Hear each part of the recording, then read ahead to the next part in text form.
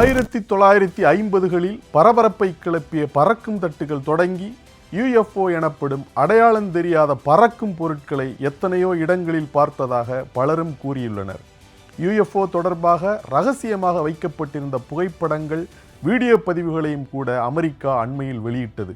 இதையெல்லாம் பார்க்கும் பலருக்கும் இயல்பாக எழும் கேள்வி, வந்து போனவர்கள் வேற்றுலகவாசிகள் என்றால் அந்த உலகத்தைச் சேர்ந்த ஏலியன்கள் எல்லோரும் எங்கே இருக்கிறார்கள்? உண்மையில் வேறு கோள்களில் உயிரினங்கள் உள்ளனவா? மனிதர்களோடு ஒப்பிடத்தக்க ஏலியன்கள் இருக்கிறார்களா? நமக்கு தெரியாது. இருக்கலாம், இல்லாமலும் இருக்கலாம். பிரச்சனை அதுவல்ல. நமது கேலக்சியான பால்வழித்திரளில் வெவ்வேறு மூலைகளில் வேறெங்கோ நம்மைப் போலவே ஏராளமான நாகரிகங்கள் இருந்தாலும் சரி, அவர்கள் ஒருபோதும் இங்கு வரப்போவதில்லை. நாமும் அங்கு செல்லப்போவதில்லை. இது ஏலியன்கள் இருக்கிறார்களா, அவர்கள் அறிவின் உச்சத்தில் இருப்பவர்களா, அல்லது அதி உயர் தொழில்நுட்பம் கொண்டவர்களா என்பதோடு தொடர்புடையது அல்ல.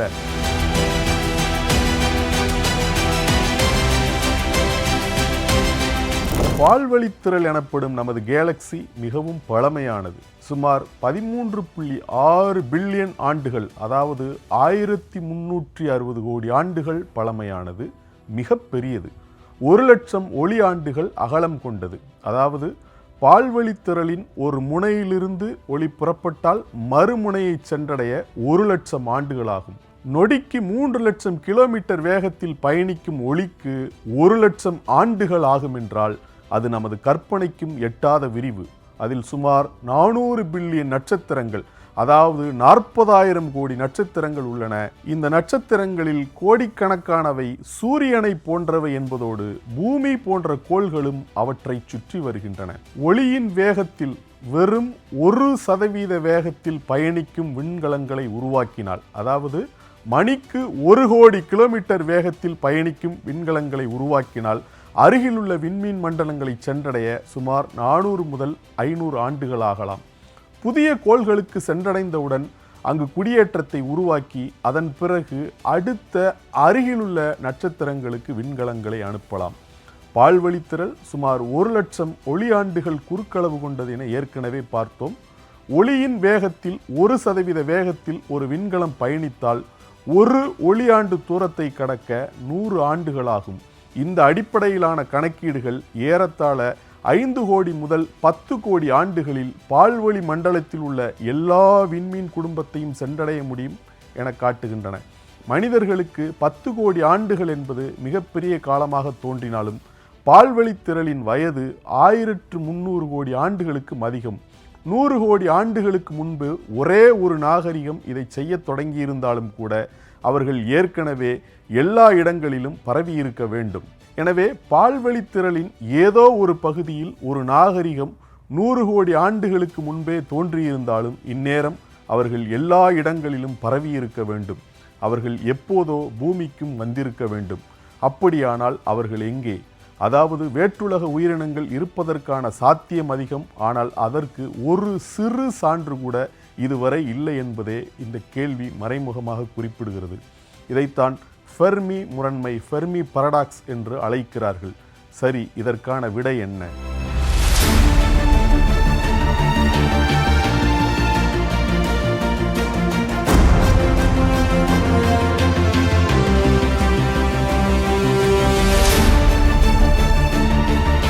இயற்பியல் கண்ணோட்டத்திலிருந்து பார்த்தால் அந்த சிக்கல் என்பது விண்வெளி சார்ந்தது. அதாவது விண்வெளியின் பறந்து விரிந்த வெறுமை சார்ந்தது.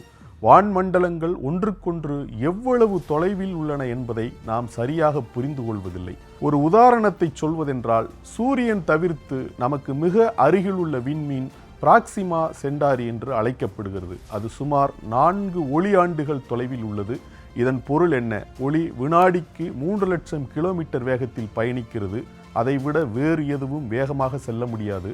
எனவே பிராக்சிமா சென்டாரியிலிருந்து வரும் ஒளி இடையூறின்றி அதே வேகத்தில் பயணித்தால் இங்கு வந்து சேர சுமார் 4 ஆண்டுகள் ஆகின்றன. நாம் மிக வேகமான விண்கலங்களை உருவாக்கியுள்ளோம். நாம் இதுவரை உருவாக்கியவற்றிலேயே மிக வேகமானது சூரியனை ஆய்வு செய்து கொண்டிருக்கும் பார்க்கர் சோலார் ப்ரோப் ஆகும். இது மணிக்கு சுமார் 6,90,000 கிலோமீட்டர் வேகத்தில் செல்கிறது. இதே வேகத்தில் சென்றால் பிராக்சிமா சென்டாரியை அடைய எவ்வளவு காலமாகும் தெரியுமா? சுமார் 7000 ஆண்டுகள். 7000 ஆண்டுகள் என்பது மனித வரலாற்றின் ஏடறிந்த கால அளவை விடவும் நீண்டது. தோராயமாக சொன்னால் மணிக்கு 7 லட்சம் கிலோமீட்டர் வேகம் என்பதுதான் நம்முடைய தொழில்நுட்பத்தால் எட்டியுள்ள வேகம். நம்மை விட மேம்பட்ட வேற்றுலக நாகரிகத்திடம் இன்னும் சிறந்த ராக்கெட்டுகள் இருக்கலாம் அல்லவா? ஏலியன்கள் ஒளியின் வேகத்தில் 10ல் 1 பங்கு வேகத்தை எட்டக்கூடியவர்கள் என்று வைத்துக்கொள்வோம். அது வியக்கத்தக்க வேகம். அதாவது மணிக்கு சுமார் 7 கோடி மைல் வேகம். அதாவது மணிக்கு 11 கோடி கிலோமீட்டர் வேகம். நாம் உருவாக்கிய எந்திரங்கள் எதிலும் அந்த வேகத்தை நெருங்கக்கூட முடியாது. அந்த வேகத்தில் சென்றாலும் பிராக்சிமா சென்டாரி நட்சத்திரத்தை அடைய 42 ஆண்டுகளாகும். 42 ஆண்டுகள், அதுவும் மிக அருகிலுள்ள நட்சத்திரத்தை அடையவே இவ்வளவு காலம் தேவைப்படுகிறது. பெரும்பாலான நட்சத்திரங்கள் இதைவிட மிக தொலைவில் உள்ளன. பால்வழித்திரள் கேலக்சியில் நாம் வாழும் பகுதியில் உள்ள நட்சத்திரங்களுக்கு இடையிலான சராசரி தூரம் சுமார் 5 ஒளியாண்டுகளாகும். ஆனால் வளர்ந்த நாகரிகம் உள்ள ஒரு விண்மீன் குடும்பம் 1000 ஒளியாண்டுகளுக்கு அப்பால் இருப்பதாக வைத்துக்கொள்வோம். 1000 ஒளியாண்டுகள் தொலைவில் உள்ள நம்முடைய நட்சத்திரத்தை அடைய ஒளியின் வேகத்தில் 10ல் 1 பங்கு வேகத்தில் பயணித்தால் கூட 10,000 ஆண்டுகளாகும். ஏலியன்கள் வருகையை எதிர்பார்க்கிறீர்கள் என்றால் ஒரு நாகரிகம் வெறும் நமது சூரிய குடும்பத்திற்கு ஒரு குழுவை அனுப்புவதற்காகவே 10,000 ஆண்டுகள் விண்வெளி திட்டத்தை தொடர்ந்து செயல்படுத்த வேண்டும் என்று எதிர்பார்ப்பதாக அர்த்தம். ஏலியன்கள் இன்னும் வேகமாக சென்றால் என்ன செய்வது? ஒளியின் வேகத்தில் பாதியளவோ அல்லது 90% வேகத்திலோ சென்றால் சரி. ஆனால் இப்போது வேறொரு சிக்கலை எதிர்கொள்ள நேரிடும். வேகமாக செல்வது கடினம் என்பது மட்டுமல்ல பிரச்சனை. எவ்வளவு வேகமாக செல்கிறோமோ அவ்வளவு ஆபத்து அதிகரிக்கிறது. விண்மீன்களுக்கு இடைப்பட்ட வெளியில் 1 கன சென்டிமீட்டருக்கு சுமார் 1 அணு வீதம் உள்ளது. இது கேட்பதற்கு அற்பமானதாகவோ நகைச்சுவையாகவோ தோன்றலாம். ஆனால் ஒளியின் வேகத்திற்கு நெருக்கமான வேகத்தில் செல்லும் போது ஒரே ஒரு அணுவின் மீது மோதுவது கூட பேரழிவாகிவிடும். ஒளியின் வேகத்தில் 10ல் 1 பங்கு வேகத்தில் செல்லும் ஒரு விண்கலத்தில் நீங்கள் இருப்பதாக கற்பனை செய்து கொள்ளுங்கள். அப்போது நீங்கள் ஒரு மணல் துகளின் மீது மோதுகிறீர்கள். மிகச்சிறிய மணல் துகள் அது. என்ன நடக்கும் தெரியுமா?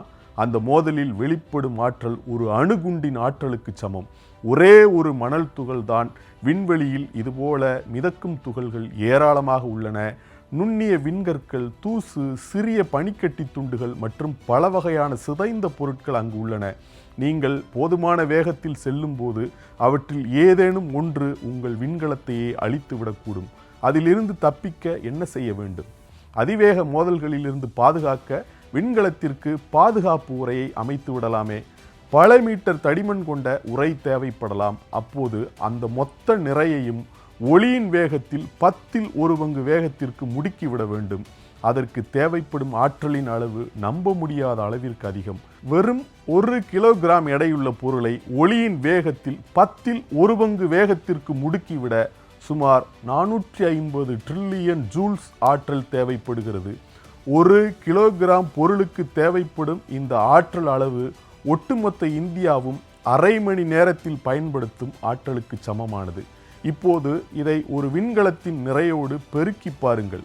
அதாவது அதன் பாதுகாப்பு கவசங்கள், உயிர்காக்கும் அமைப்புகள், எரிபொருள், விண்வெளி வீரர்கள் என அனைத்தையும் சேர்த்து கணக்கிட்டால் அப்போது கிடைக்கும் ஆற்றலின் அளவு சூரியன் பல ஆண்டுகளில் உற்பத்தி செய்யும் ஆற்றலை விட அதிகமாக இருக்கும். அந்த ஆற்றலை எங்கிருந்து பெறுவது? அதை எப்படி உருவாக்குவது? அதை எப்படி சேமித்து வைப்பது?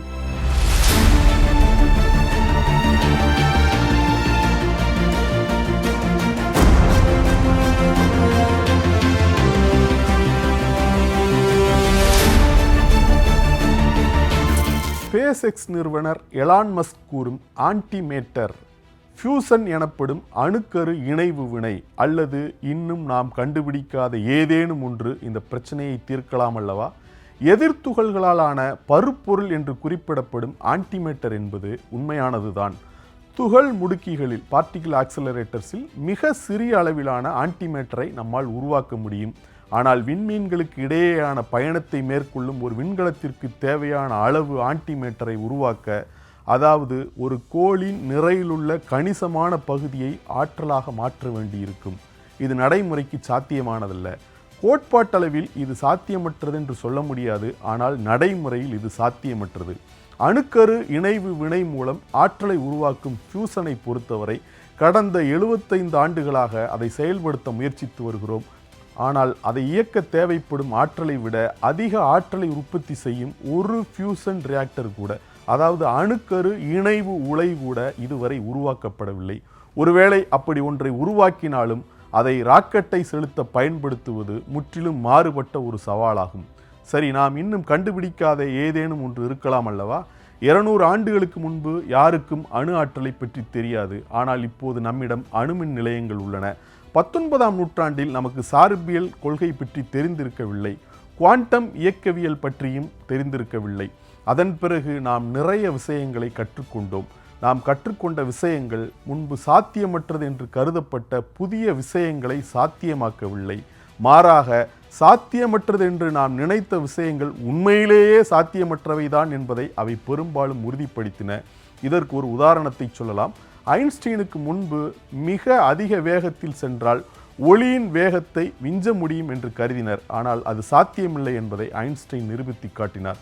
ஒளியின் வேகம் என்பது வெறும் ஒரு வேக வரம்பு மட்டுமல்ல, அது பெருவெளி காலத்தின் ஸ்பேஸ் டைம் கட்டமைப்பிலேயே இயல்பாக அமைந்த ஒன்றாகும். பிரபஞ்சத்தின் வரம்பு வேகமாகும். மாஸ், எனர்ஜி, டைம், ஸ்பேஸ் ஆகிய அனைத்தும் ஒன்றோடொன்று பிணைந்தவை. வேகமாக செல்ல செல்ல மேலும் வேகத்தை அதிகரிக்க அதிகப்படியான ஆற்றல் தேவைப்படுகிறது. ஒளியின் வேகத்தை எட்ட வேண்டுமென்றால் முடிவில்லா ஆற்றல் தேவைப்படும். எனவே ஒளியின் வேகத்தை எட்டுவது சாத்தியமற்றது. வார்ப் டிரைவ் மற்றும் வார்ம் ஹோல் பற்றி என்ன சொல்லலாம்? வார்ப் டிரைவ் என்பது ஒரு புதுமையான கருத்து. இதில் விண்வெளியில் பயணிப்பதற்கு பதிலாக விண்வெளியையே வளைக்கிறோம். பெருவெளி கால அலையின் மீது சறுக்கி செல்வது போன்றது இது ஒரு அழகான யோசனை. ஐன்ஸ்டைன் சமன்பாடுகளும் இதை மறுக்கவில்லை. ஆனால் இங்கே ஒரு பெரிய ஆனால் இருக்கிறது. இதை செயல்படுத்த எக்ஸாட்டிக் மேட்டர் எனப்படும் ஒரு விசித்திரமான பொருள் தேவைப்படுகிறது. இது எதிர்மறை ஆற்றல் அடர்த்தி, நெகட்டிவ் எனர்ஜி டென்சிட்டி கொண்ட ஒரு பொருளாகும். இதன் அர்த்தம் என்ன? 0 என்பதை விட குறைவான ஆற்றல் என்று அர்த்தம். 0 எனர்ஜி மட்டுமல்ல, எதிர்மறை ஆற்றல், நெகட்டிவ் எனர்ஜி கொண்ட நிலை இது. அப்படி ஒரு பொருள் உண்மையிலேயே இருக்கிறதா? நமக்கு தெரியாது. நாம் அதை இதுவரை பார்த்ததில்லை. கணித சமன்பாடுகளில் அதை எழுத முடியும், தாராளமாக எழுதலாம். எக்ஸாட்டிக் மேட்டர் இருந்தால் வார்ப் டிரைவ் உருவாக்க முடியும், அதாவது விண்வெளியை வளைக்க முடியும் என்று சொல்லலாம். ஆனால் இது என்னிடம் மாயாஜால பூசணி விதைகள் இருந்தால் வானத்தை எட்டும் அளவுக்கு ஒரு பூசணிக்கடியை வளர்க்க முடியும் என்று சொல்வதை போன்றது. இது கணித ரீதியாக சாத்தியமானதாக இருந்தாலும் உண்மையில் அது இருக்கிறது என்று அர்த்தமல்ல. அடுத்ததாக நாம் பார்க்க போவது வார்ம் ஹோல். அப்படி என்றால் என்ன?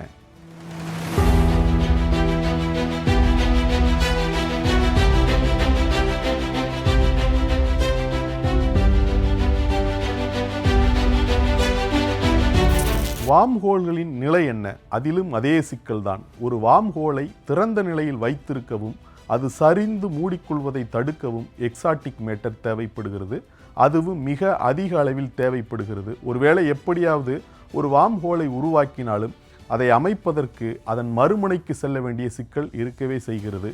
மக்கள் புரிந்து கொள்ளாத விஷயம் இதுதான். வார்ப் டிரைவ் அல்லது வார்ம் ஹோல் போன்ற யோசனைகள் வெறும் மேம்பட்ட ஐடியாக்கள் மட்டுமல்ல, இயற்கையில் இல்லாத சில பொருட்கள் இவற்றுக்கு தேவைப்படுகின்றன. யாரும் அதிகம் பேசாத ஆனால் மிகப்பெரிய சவாலாக இருக்கக்கூடிய மற்றொரு பிரச்சனை உள்ளது. அதுதான் காலம். ஒளியின் வேகத்திற்கு நெருக்கமான வேகங்களை எட்டக்கூடிய விண்கலத்தை உருவாக்க முடிந்தாலும், மோதல்களிலிருந்து அதை பாதுகாக்க முடிந்தாலும், அதற்கான ஆற்றலை எப்படியாவது பெற முடிந்தாலும் காலம் மெதுவாக செல்லுதல், டைம் டைலேஷன் என்ற விளைவு உள்ளது. ஒளிக்கு நெருக்கமான வேகங்களில் விண்கலத்தில் பயணிப்பவர்களை பொறுத்தவரையில் கால ஓட்டம் இயல்பானதாக இருக்கும். ஆனால் மிக அதிக வேகத்தில் செல்லும்போது கால ஓட்டம் மெதுவாகிறது. எனவே விண்கலத்தில் பயணிகளை அனுப்பும் நாகரிகத்தை பொறுத்தவரை அது 10 ஆண்டுகள், 100 ஆண்டுகள் அல்லது ஆயிரக்கணக்கான ஆண்டுகளாக நீடிக்கும் ஒரு பயணமாக இருக்கும். ஆயிரக்கணக்கான ஆண்டுகளில் நாகரிகங்களுக்கு என்ன நடக்கும் என்று உங்களுக்கு தெரியும். அவை வீழ்ச்சி அடைகின்றன, மாறுகின்றன. வல்லரசுகள் தோன்றுகின்றன, மறைகின்றன. மொழிகள் பரிணாம வளர்ச்சி அடைகின்றன. தொழில்நுட்பங்கள் காலாவதியாகி விடுகின்றன. விண்கலத்தை அனுப்பியவர்கள் எப்போதோ மடிந்து போயிருப்பார்கள். அந்த நாகரிகமே கூட இல்லாமல் போயிருக்கலாம். 10,000 ஆண்டுகளுக்கு பிறகே முடிவுகள் தெரிய வரும் ஒரு விண்வெளி பயணத்திற்கு யார் நிதி உதவி செய்வார்கள்? ஒருவேளை ஒரு பெரும் அதிசயம் நிகழ்ந்து வேறொரு சூரிய குடும்பத்தை அடைவதாக வைத்துக் கொள்வோம்.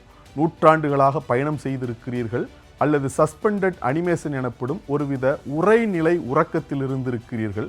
அங்கு சென்றதும் உங்களுக்கு என்ன கிடைக்கும்? பெரும்பாலும் ஒன்றுமே கிடைக்காது. உயிரினங்கள் வாழத் தகுதியான மண்டலத்தில் கோள்கள் இல்லாமல் இருக்கலாம், அல்லது கோள்கள் இருக்கலாம் ஆனால் உயிரினங்கள் இருக்காது, அல்லது உயிரினங்கள் இருக்கலாம் ஆனால் அறிவுசார் உயிரினங்கள் இருக்காது, அல்லது அறிவுசார் உயிரினங்கள் இருக்கலாம், அவை பாக்டீரியா அல்லது மீன் போன்ற ஆரம்ப கட்ட நிலையிலேயே இருக்கலாம். நீங்கள் அங்கு சென்றடையும் அதே தருணத்தில் ஏறக்குறைய உங்கள் தொழில்நுட்ப நிலைக்கு இணையான மற்றொரு நாகரிகத்தை கண்டறிவதற்கான வாய்ப்பு மிக மிக குறைவு. நீங்கள் ஒரு மேம்பட்ட வேற்றுலக நாகரிகமாக இருந்து மற்றொரு நட்சத்திர மண்டலத்திற்கு ஒரு விண்கலத்தை அனுப்ப தேவையான வளங்கள் உங்களிடம் இருப்பதாக வைத்துக்கொள்வோம். ஆனால் அதற்கான செலவு மிக அதிகம். அதே சமயம் சுவாரஸ்யமான எதையும் கண்டறிவதற்கான வாய்ப்போ மிக குறைவு. அப்படி இருக்கையில் நீங்கள் அதை செய்வீர்களா? அல்லது உங்களது சொந்த இடத்திலேயே தங்கி அந்த வளங்களை வேறு எதற்காக பயன்படுத்துவீர்களா? மக்கள் கவனிக்க தவறும் விஷயம் இதுதான். விண்மீன்களுக்கு இடையிலான பயணம் சாத்தியமா என்ற கோணத்தில்தான் அவர்கள் சிந்திக்கிறார்கள். கோட்பாட்டளவில் பார்த்தால் அதற்கான விடையானது ஆம் என்று இருக்கலாம். அதாவது நீங்கள் மிகப்பெரிய அளவிலான வளங்களை செலவிடவும் பெரும் அபாயங்களை ஏற்கவும் நீண்ட காலம் காத்திருக்கவும் தயாராக இருந்தால். ஆனால் உண்மையான கேள்வி என்னவென்றால், அதை செய்ய வேண்டுமா? அது பயனுள்ளதா? இல்லை என்பதே அதற்கான விடை. நாம் வேற்றுலகவாசிகளை பார்க்காததற்கு காரணம் மிக சாதாரணமானது. விண்மீன்களுக்கு இடையிலான பயணம் கடினமானது, ஆனால் அதனால் பயன் ஏதும் இல்லை. செய்திகளை உடனுக்குடனும் துல்லியமாகவும் தெரிந்து கொள்ள சப்ஸ்கிரைப் பண்ணுங்க.